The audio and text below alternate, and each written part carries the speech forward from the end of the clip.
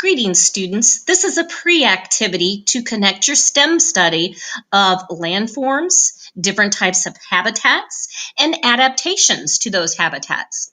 We're preparing you because we are going to be connecting with a very special national park called Denali, and it's in Alaska. Now, Alaska itself is a United States. It is one of the 50 states, but it is really far away from us. You would actually need to drive through Canada, another country, to be able to get up here to Alaska. The closest city to Denali National Park is Anchorage. So if you travel from Indianapolis up to Anchorage, it would be 64 hours to drive. Now let's do the math of that. How much would be 64 hours? If we drive, let's say, 8 hours in a day, what would it take? How many days, if you traveled 8 hours a day and it took 64 hours, how many days would it take? Got the answer in your head? Well, it would be over a week. It would take about 8 days, probably even longer with stops and food breaks. So it would take even longer than 8 days, so more than a week to drive up there. So a very long time. Now, the park itself has the highest peak in North America. Mount McKinley National Park, as it was originally named in 1917, was established by the United States and was named after the 25th president. But in 1980, then President Barack Obama reverted the park's name back to its original native Alaskan name, which was Denali. So now it is National Park still, but is considered Denali National Park instead of Mount McKinley National Park. The park covers 6 million acres and is home to the highest point, which is over 20,000 feet tall. Huge. Now, one of the reasons why we're connecting virtually with this particular area, with this national park, is because it has a wide variety of different habitats than we do here in Indiana. It has tundras and taiga forests. I always want to say taiga, but it's taiga forests. The tundras themselves are large, flat, treeless, and that's where you see the tundra area regions, because their subsoil is always frozen. It doesn't thaw out like some areas do in the summertime. It stays frozen all year round. Now, the taiga forests consist mostly of pines and spruces, or what we would think of as like Christmas trees. But they're called evergreens because they stay green all year round. So like here's an evergreen tree, and here is what would be considered a taiga forest over here. So that is a different habitat where different animals live. The animals themselves. Okay, so this was really neat because the animals are so different than what we have here in Indiana. And we will be able to ask questions about these animals too from the park ranger who works in this area. But there's lots of different types of birds and mammals all over the park, and it just depends on where they're at in the park. But they have some moose, and they have lots of different birds. This is a special kind of bird called a ptarmigan. They have caribou. They have different kinds of bears. They have grizzly bears and black bears. The Dall sheep, which have these awesome horns, love those. And I just love these cute little guys. They're called Arctic ground squirrels. So lots of different animals. This is just a few of the lots of different animals they have there. One of the animals that we are going to get in depth on, though, is one of my favorite, and those are sled dogs. They are very special kinds of dogs, and I won't spoil it because I'll let the park ranger tell you all about them. But I wanted to give you a little bit of an idea of what the sled dogs are. Now, the park rangers themselves, they take care of the sled dogs, but there's only a few of the park rangers that do that because Denali National Park has a lot of different types of rangers. They're considered the keepers of the place, and they protect over 6 million acres of wildlands in Alaska. So the few lucky park rangers that get to work with the Denali sled dogs care for them, train them, and work with them daily. And once you meet the sled dogs, you'll understand how they're used. Not only they're not pets and they're not wild, they're in between. And it'll be interesting as you learn about these sled dogs and the habitat that surrounds them. Now, the sled dogs and the rangers work as a team. They preserve and protect Denali. The rangers work so closely with the dogs on a daily basis that they depend on them. They actually depend on them in the wintertime for traveling safely through the park.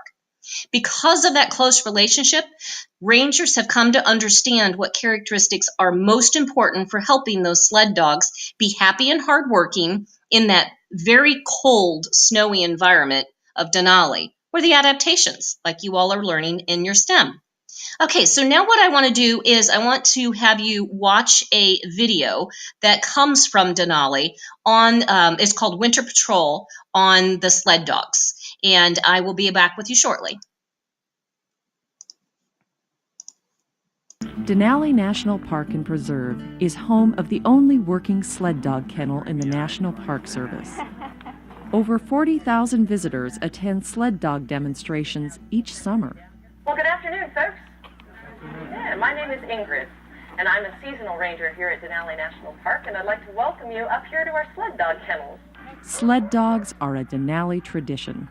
They've been working here as long as rangers have.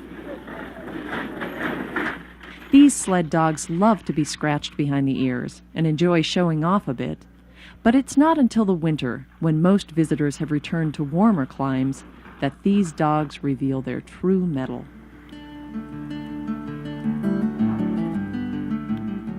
The use of dogs as working animals is nothing new to the North Country. It is known that dogs traveled with early humans in Alaska long before recorded history. Some archaeologists believe domestic dogs could have helped early humans hunt seals and polar bears or help haul supplies. No one knows exactly when dogs were actually harnessed to pull sleds, but the first European explorers found this a common practice among Alaskan natives. For the miners and settlers who followed, it proved to be the most efficient means of winter travel in pioneer Alaska. The park's first rangers used sled dogs to patrol the park to protect the wildlife from poachers. After all, it's because of that wildlife that we have Denali National Park and Preserve. In 1980, the park's boundaries were expanded to 6 million acres, and the name changed from Mount McKinley National Park to Denali National Park and Preserve. The original 2 million acre park boundary was designated a wilderness area that allows no mechanized transportation in the winter months. The park is open, but no roads are plowed. Winter visitors must bring their own cross-country skis, snowshoes, or dog teams. These days, Denali sled dogs continue to serve a vital role in winter park operations. Though poaching is not the problem it once was, the dogs are invaluable in helping rangers keep a steady eye on the park's wildlife populations. Rangers continue to patrol the park boundaries, putting up wilderness boundary markers, reducing the chance hunters or trappers might unknowingly stray onto park lands. Boundary patrols also offer an excellent opportunity to keep in touch with park neighbors. There's no doubt that maintaining a presence in the park and good relationships with park neighbors can aid in deterring illegal hunting and trapping.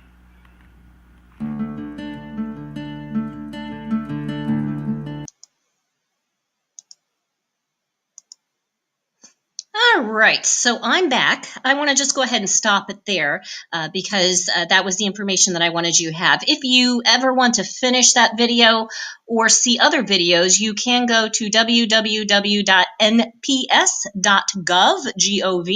and they have a whole bunch of videos that you can look for yourself and watch. So let's get back to just our conclusion here. We will be visiting Denali virtually very soon. And now that you know a little bit about where you're going to be virtually visiting, what I'd like for you to do now is to individually or in small groups, maybe of 2 or 3, depending on what works best for your classroom, your teacher will determine that. I would like for you to think about just what we've gone over as a pre-activity, learning about where we're visiting, and the things that you've learned so far, what you know now. I want you to write some questions, maybe 1 to 3 questions on what comes to your mind about Denali, the national park, sled dogs, park rangers, anything that you would like to know. So what did you learn? What do you know? And what do you want to know more of? So at this point in time, I'm going to conclude, and I will see you soon. And if you can have those questions written out and ready to go,